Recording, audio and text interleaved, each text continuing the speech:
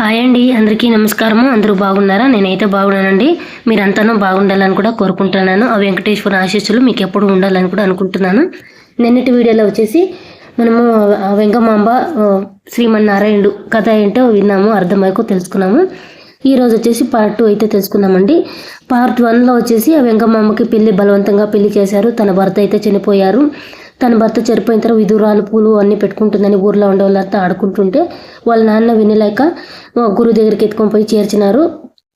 ఆ తర్వాత అక్కడ పెద్ద పండితురాల్లాగా అయింది ఆ అమ్మ వెంగమాంబ. అది చూసి ఓర్వలేని జనాలు పీఠాధిపతులకు అయితే చెప్పినారు. పీఠాధిపతులు అయితే కబురు పెట్టినారు. కబురు పెట్టి నుంచి ఒక నమస్కారం కూడా చేయలేదని కోపంతో వాళ్ళంటే పీఠాధిపతుల పీఠంకి నమస్కారం చేసుకుంటే అదైతే బొగ్గుమని భస్మం అయిపోయింది. బాగా దగదగా నగ్గమండి. అది భస్మం అయిపోయిన తర్వాత వాళ్ళకైతే భయం వచ్చేసి నిన్ను మార్చడం వాళ్ళ మూర్ఖత్వము, నిన్నైతే నీ పడక నేను వదిలేయాలని చెప్పి వాళ్ళైతే వెళ్ళిపోయినారు. వెళ్ళిపోయిన తర్వాత ఊర్లో ఉండే జనాలు ఏం చేసినారు, వెంగమాంబ పరిస్థితి ఏంటి, ముందుకు ఏం జరిగిందని ఈ వీడియోలో అయితే చూద్దామండి. ప్లీజ్ అందరూ సబ్స్క్రైబ్ చేసుకొని చూడండి. ఇలాంటి మంచి మంచి కథలు అయితే పెడుతూ ఉంటాను. ఇలాగే ఒక లైక్ అయితే వేయండి ఫ్రెండ్స్. ఓకే, లేట్ చేయకుండా వీడియోలోకి అయితే వెళ్ళిపోతాం రండి. వెంగమాంబని అందరూ పిచ్చిదనుకునే వాళ్ళు ఆ పీఠాధిపతులు అలా పొగడడంతో వాళ్ళకి ఏమాత్రం నచ్చలేదు. అది ఓర్వలేకపోయారు. పిచ్చిది అనుకున్నాము, ఇంతలా పొగుడుతున్నారే, మహా పండితురాలు అంటున్నారని ఓర్వలేకపోయారు. వెంకటేశ్వర స్వామి పరమ భక్తురాలైన వెంగమాంబను ఊర్లో వాళ్ళు అందరూ చేరుకొని ఆ ఆశ్రమం నుంచి జుట్టు పట్టుకుని దరదరాన్ని బయటికి లాగేశారు. ఉండడానికి ఇల్లు లేదు, తినడానికి తిండి లేదు. ఆమెని కాపాడేవరే లేరా? ఇల్లు లేని సమయంలో ఆశ్రమం నుంచి వెలివేశారు. కాబట్టి తనకి ఉండడానికి పూల గురుసు కూడా లేదు. అప్పుడు ఊరి మధ్యన నరసింహస్వామి గుడి ఉంటే అక్కడ వెళ్ళి తలదాచుకొని అక్కడే నిత్యం జపం దానం చేసుకుంటూ అక్కడే ఉండేది. ఆమె విధురాలు కాబట్టి రోజు ఆమె ఆ గుడిలో నరసింహస్వామి దర్శించుకుంటూ అక్కడే దానం చేస్తుంటే అది చూసి ఓర్వలేకపోయారు ఊర్లో ఉండే జనాలు, అర్చకులు, వాళ్ళు వీళ్ళు అంతా. ఆమె ఎదురుస్తే చీదరిచ్చేవాళ్ళు, అవమానించేవాళ్ళు. ఆమె ఎదురు పట్టుకనే చీతు అనుకొని వెళ్ళేవాళ్ళు అందరూ. ఒకరోజు వెంగమాంబ ఆ గుడిలో పక్కనే ఆంజనేయ స్వామి విగ్రహం ఉంటే ఆ పక్కన కూర్చొని ధ్యానం చేస్తూ ఉంటుంది. అది చూసి అర్చకులంతా ఈ విధువరాలు ఏమి చేసినా వెళ్ళడం లేదు, దీన్ని ఎలాగైనా ఊళ్ళో నుంచి వెలివేయాలి అని అనుకొని వచ్చి వెంగమాంబ ధ్యానంలో ఉండేదాన్ని పట్టుకొని జుట్టు పట్టుకున్నారు.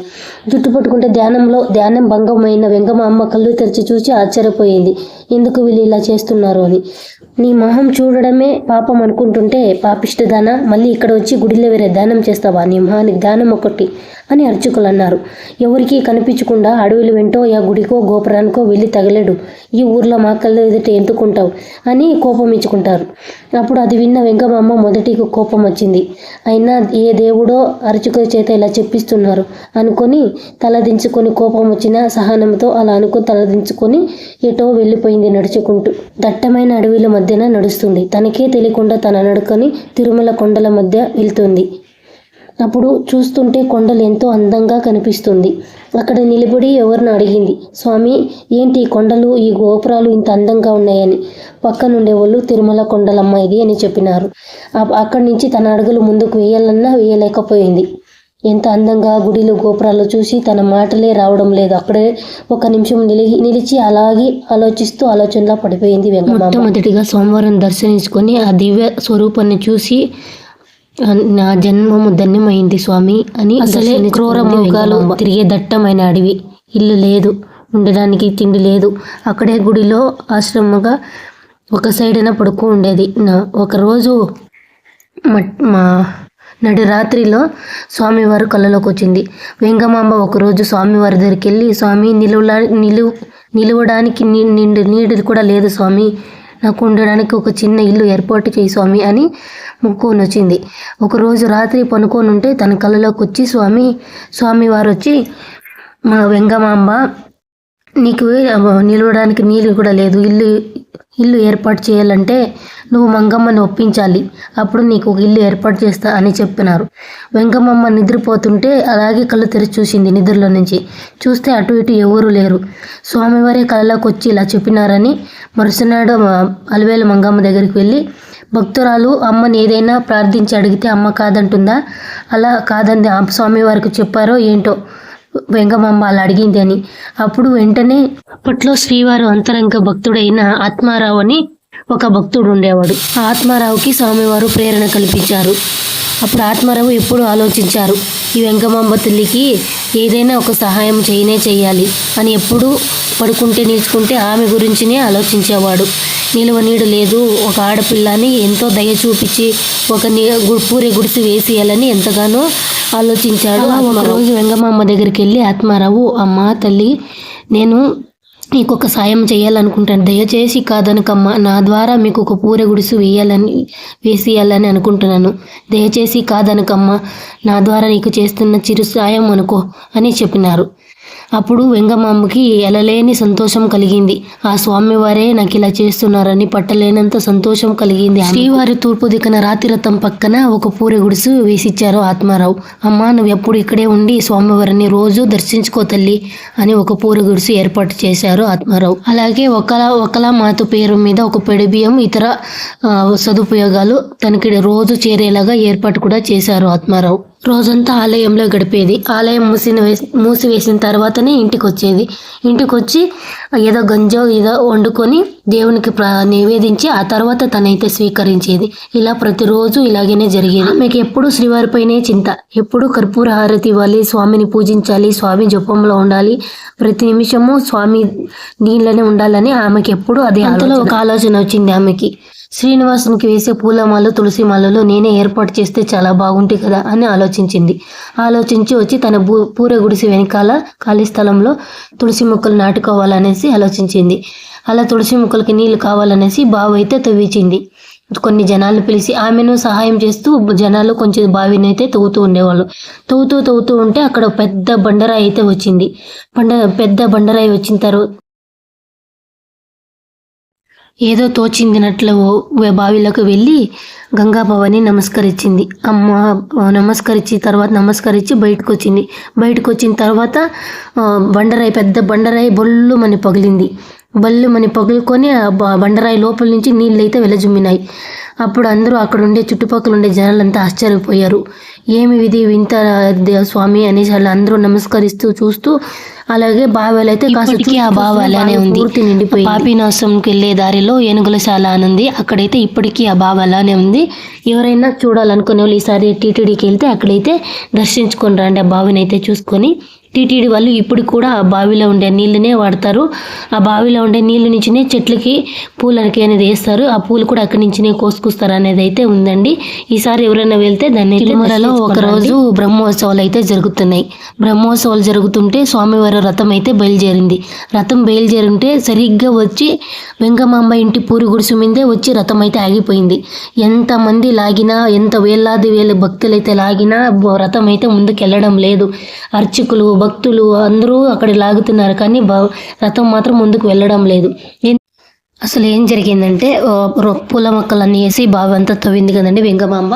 ఆ తర్వాత వచ్చేసి అక్కడి నుంచి పూలన్నీ కోసుకొని వచ్చి మాలన్నీ కట్టి ప్రతిరోజు స్వామివారికి అర్పించి కర్పూర హారతి ప్రతిరోజు ఇచ్చేది. ఇలా ఎప్పుడు అలా చేస్తూనే ఉంటే అర్చకులంతా చూసి ఒక విదంతురాలు స్వామివారికి రోజు వచ్చి కర్పూర హారతి ఇస్తుంది అని చూసి ఓర్వలేక వాళ్ళైతే వెంగమాంబ దగ్గరికి వెళ్ళి వీళ్ళు అన్నారు, ఓ విదంతురాల, నువ్వు ఇక్కడికి రావకు, స్వామివారికి అపచారం చేయకు, విదంతురాలు వచ్చేసి స్వామివారికి హారతి ఇచ్చేదేంటి అని ఎలా మడని తిట్టినారు. అప్పుడు వెంగమాంబ ఒక క్షణం ఆలోచించింది, ఇది నిజమే కదా వాళ్ళు చెప్తుండేది, ఇంకా మీదట నేను స్వామివారి దగ్గరికి వెళ్ళకూడదు, స్వామివారికి కర్పూర హారతి ఇవ్వకూడదు, పూలమాల వేయకూడదు అని అనుకుంది తనైతే. అప్పుడు అలా చూస్తూ ఉండగానే వెంగమాంబ వెళ్ళడం ఆపేసింది. గుడికైతే వెళుతూ ఉండలేదు. వెళ్ళడం ఆపేసిన తర్వాత వచ్చేసి 3 రోజులు చూశారు స్వామివారు, ఇప్పుడు వస్తుంది రేపు వస్తుంది కర్పూర హారతి ఇలాదు అని ప్రతిరోజు వేసి చూసేవారు స్వామివారు. వెంగమాంబ రాలేదు. అలా గడుస్తుంటే ఒక వారం రోజులు గడిచిపోయాయి. బ్రహ్మోత్సవాలు వచ్చాయి. ఆ తర్వాత స్వామివారిని నిండుగా అంతా అలంకరించి వజ్ర వైడూరాలతో రకరకాల పూల మాలతో అంతా వేసి రంగురంగు వైభవంగా రెడీ చేసి పూల మాలలన్నీ వేసి రథంలో అయితే స్వామివారిని పెట్టి తీసుకెళ్తూ ఉండేవారు. అలా వెళ్తూ ఉండగా రథము భక్తుల చేయి దాటి తనే ముందుకైతే వెళ్తుందంట రథము. వెంగమాంబ పూరి గుడిసి దగ్గరికి వెళ్ళి అలాగే ఆగిపోయింది. ఎంతమంది లాగినా ముందుకైతే వెళ్ళడం లేదు. అప్పుడు అక్కడున్న ప్రధాన అర్చకులైతే ఏదో స్వామివారికి అపచారం జరిగింది, ఏదో భక్తుడికి అవమానం జరిగింది, అందుకే స్వామివారు కదలడం లేదు అని అన్నారు. అప్పుడు అక్కడున్న అర్చకులకైతే అర్థమైంది, వెంగమాంబని ఇలా అవమానించడానికి ఇలా అయింది అని. వెంటనే వెళ్ళి, అమ్మ తల్లి మమ్మల్ని క్షమించు, రథం ముందుకెళ్ళడం లేదు, వచ్చి కర్పూర హారతి ఇవ్వమ్మ తల్లి అని అన్నారు. అప్పుడు వెంగమాంబ స్వామివారి దగ్గరికి వచ్చి వెంటనే కర్పూర హారతి ఇచ్చి, స్వామి రథం ముందుకి సాగి నీ కోసం ఎంతో వేలాది మంది భక్తులు వేచి ఉన్నారు, రథం ముందుకెళ్ళి స్వామి అని ఆనందంతో కర్పూర హారతి ఇస్తే ఎవరూ సహాయంతో లేకుండానే రథం ముందుకైతే వెళ్ళింది. అప్పుడు అందరూ చూసి, మహాభక్తురాలు తల్లి నువ్వు, మహాభక్తురాలు, నీకు ఎప్పుడు అడ్డు అంటకు లేదు తల్లి, నువ్వు ఎప్పుడు వచ్చి గుడిలో అయితే కర్పూర హారతి ఇవ్వచ్చు తల్లి అని అన్నారు. ఆనాటి నుండి ప్రతిరోజు సాక్షాత్తు శ్రీనివాసుడే అర్చకుల కళ్ళలోకి వెళ్ళి వెంగమాంబ వచ్చిన తర్వాతనే కర్పూర హారతి ఇవ్వాలి, ప్రతిరోజు ఇదే జరగాలి, కర్పూర హారతి ఇచ్చిన తర్వాత మళ్ళీ ఏ హారతిను జరగకూడదని స్వామివారి అర్చకుల కళ్ళలోకి అయితే వెళ్ళి చెప్పారు. ఇప్పుడు కూడా అది అలాగే కొనసాగుతూ ఉంది. అప్పటి నుంచి ఏకాదశి టైంలో ముత్యాల హారతి ఇచ్చిన తర్వాత స్వామివారి ఆలయం మూసివేస్తుంది 1 గంట సేపు. ఇది ఇప్పటికి కూడా అలాగే కొనసాగుతుంది. ఏకాదశి రోజున మాత్రం ముత్యాల హారతి ఇచ్చి స్వామివారి గుడిని అయితే మూసివేస్తారు. ఆ తర్వాత కూడాను ముత్యాల హారతి కొనసాగించడానికి వెంగమ్మ చెల్లెల కూతురైన మంగమ్మని దత్తత తీసుకున్నారు. ఇప్పటికి కూడా వెంగమాంబ సంబంధికులు స్వామివారికి ఏకాంత సమయంలో కర్పూర హారతి కొనసాగుతుంది. ఇప్పటికి కూడా ఇది అలానే జరుగుతుంది. వెంగమాంబ మనుషులు అనుకుంటే ఇలా జరుగుతుందా? ఖచ్చితంగా కాదు. ఆ కరుణామయ్య అనుకుంటేనే ఇలా అంతా జరుగుతుంది. అలానే ఇప్పటికి కూడా తన కుటుంబ సమేతలు వెంగమాంబ పేరు మీద కర్పూర హారతి, స్వామివారి ఏకాంత సేవలు అయితే కర్పూర హారతి అయితే ఇస్తారు. ఇలా మనం అనుకుంటే అదన్నీ కుదరదు, స్వామివారు అనుకుంటేనే ఇలా అంతా జరుగుతుంది. మీకు ఇంకా కావాలంటే మీరు కమెంట్ చేస్తే ఇదైతే నెక్స్ట్ బ్లాగ్లో అయితే అప్లోడ్ చేస్తానండి. ఇంకా దీనికి కథ ఇంకా ముందుకు ఉంది, ఇంకా కావాలనిపిస్తే మీకైతే నెక్స్ట్ అప్లోడ్ చేస్తాను. కావాలని కమెంట్ చేస్తే అయితే అప్లోడ్ చేస్తాను వీడియో అయితే. ఓకే, ఇదైతే ఇడికే ఎండ్ చేస్తాను. ఇంకా వింటూ పోతుంటే ఇంకా ఎంతెంతో ఉంది స్వామివారి కథలు అయితే. అది మీకు కావాలంటే నెక్స్ట్ పార్ట్గా విశ్లేషించి చెప్తానండి కావాలంటే. ఓకే అండి, బై. సబ్స్క్రైబ్ చేసుకోండి, లైక్ చేయండి.